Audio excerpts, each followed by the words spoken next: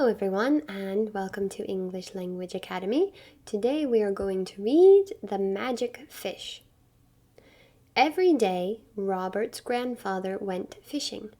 One day, Robert asked to go too. Well, I want to catch the magic fish.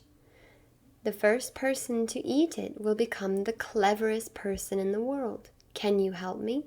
Yes, said Robert, and they went fishing.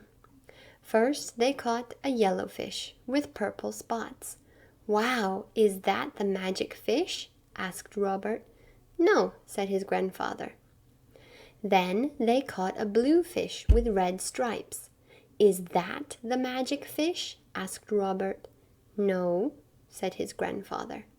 Suddenly, they caught a big, beautiful silver fish with pink and green diamonds. Robert's grandfather jumped for joy. It was the magic fish. They started to cook the fish, and his grandfather went to get some more wood. He asked Robert to watch the fish, but not to eat any of it. Robert watched the fish very carefully. He saw a tiny bubble on its tail. He touched it with his finger.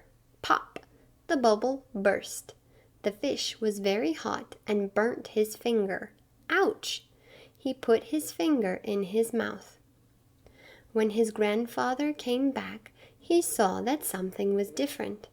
Did you touch the fish? Asked the grandfather. Yes, I'm sorry, said Robert. His grandfather sighed a happy sigh and gave Robert a big hug.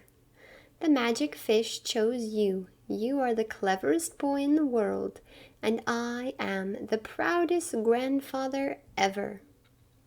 The end.